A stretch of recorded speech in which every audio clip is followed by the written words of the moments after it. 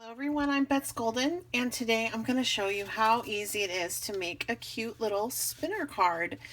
You might have this die set or have seen Lawn Fawn or Close to My Heart with this particular style of card and wonder, how can I make that? And that looks awfully hard, but I'm here to tell you it is not.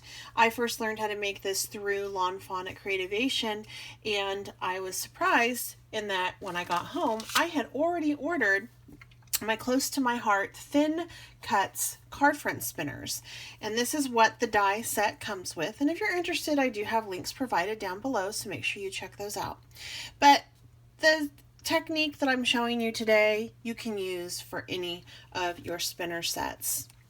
So what you need to do is you need to die cut out one of these, one of these, and one of these. And I'll be referencing back to this in a moment. But we're going to be putting together this card to demonstrate this technique.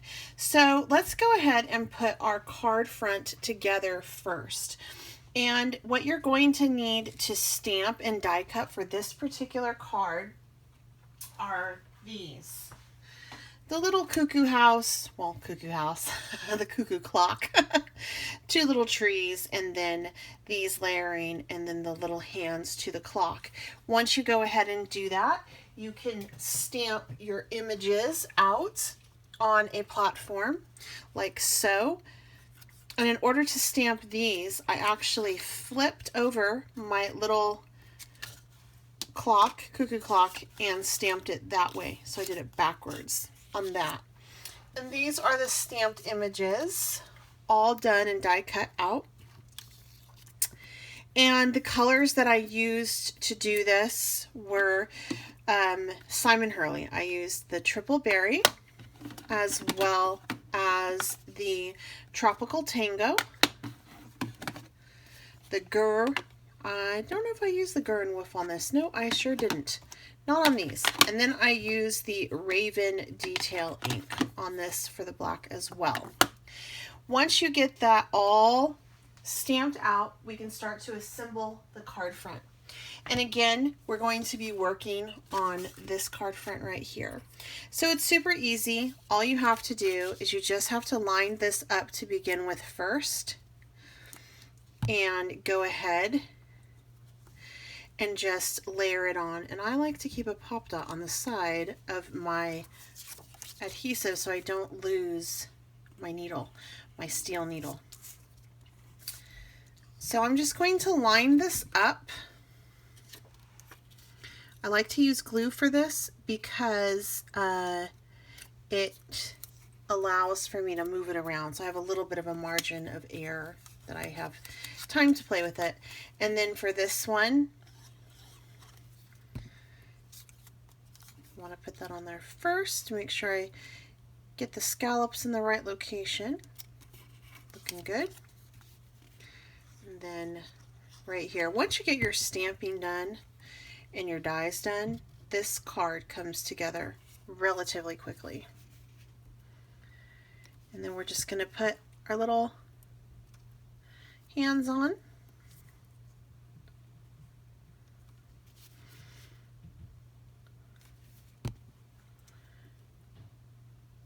Like so. And the trees. And then we'll be ready to stamp our sentiment on the bottom. And then put together the rest of the card.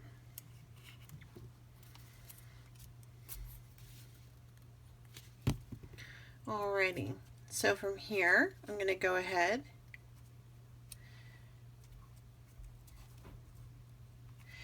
and grab my sentiment. The sentiment that I'm using is actually two. It's a Little Birdie Told Me You Are Amazing, and I'm using it out of my Around the Clock set.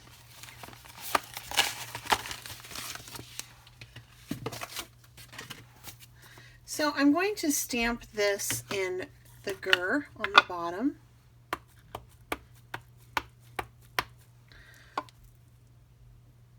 Right about there. And voila. All right. Now we need to get our spinner set aside, but our card front is basically done.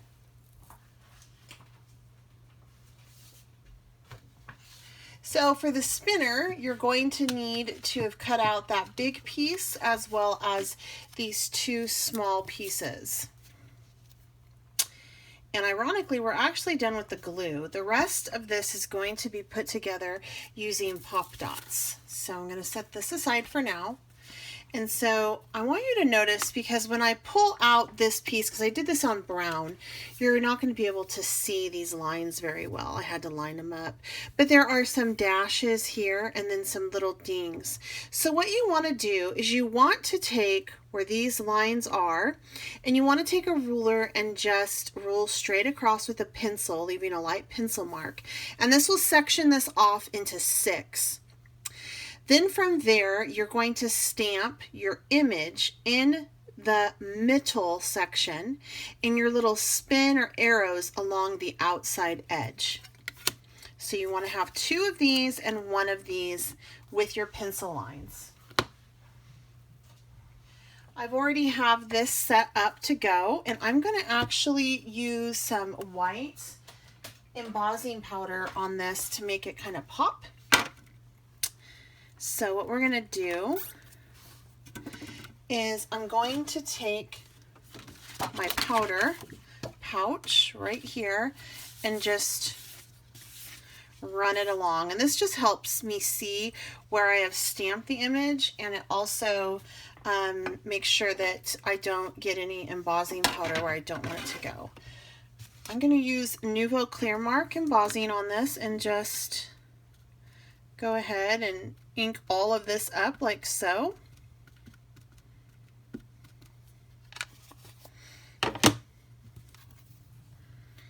And then place that out. And then from here, I'm going to take my little spinet and I'm going to place this along the edges, and I'm going to pull that out just a little bit, just along the top. I like to go as close to that pencil line that I have down as I can. However, I have to admit that I really can't see it very well because this cardstock is very dark. And the cardstock that I'm using is from Cut Cardstock. You can order it online. They have the most extensive cardstock selection I think I have ever seen. Really, really reasonable prices to have it shipped.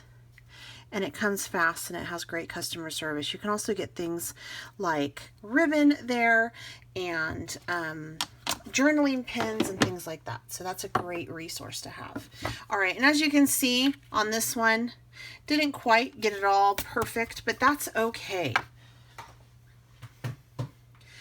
I didn't get the spinet in necessarily the right spots, but that's all right. This will still work. If I wasn't on screen, I probably would get down there and really make sure I had it in the right location. All right, so I'm just going to put some powder over this. And as you can tell, had a nice covering. And then we're just going to heat set this, and we will go ahead and put our spinner together from here.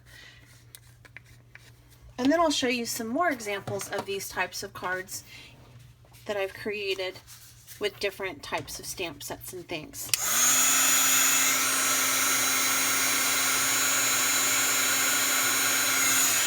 So I went ahead and have that all embossed, and now I want to add just a little beak and feet to the little birdie, and that came in the set. I'm using some Raven Detail ink by Brutus Monroe because I know that it's multi-surface and it will be able to just go right on top of there and just give it the little bit of detail that it needs. And then from here, we're going to take our 2 other circles, a brad,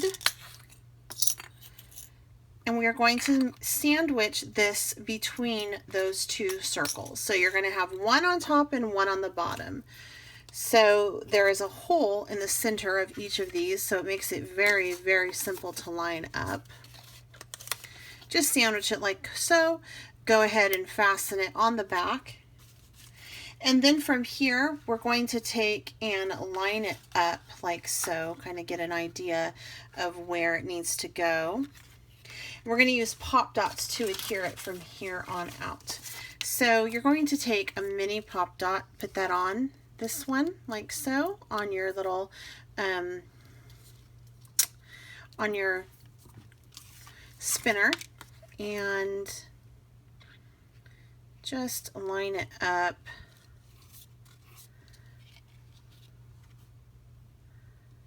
like so. Actually, I think I want to do the word.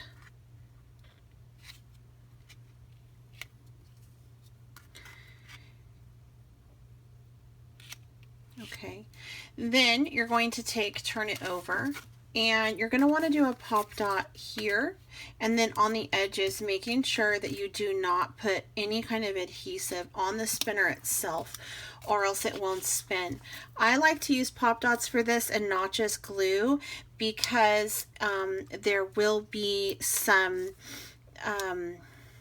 it's a different depth. So I want to make sure that it's relatively even. So I am using 2 pop dots in the center, which will pop it up a little bit, but it won't be anything detrimental to how the card functions or how it looks. I also like to use these thin pop dots. They are super sticky. They give beautiful dimension, but they don't bulk up. So if you have to use a couple, it's easy. And you don't have to worry about it bulking up and it not fitting an envelope or paying extra postage. So from here, I'm just going to go ahead, line it up on my card front, and voila. Now we have a cute little spinner card. And let me show you some other ones that I have created as well using this same technique. So this is the first one that I did, and it was with the Lawn Fawn, their class, and their spinner is a little bit smaller than this spinner is, and so their die is a little bit of a different shape. All right. And the center is also a little bit lower.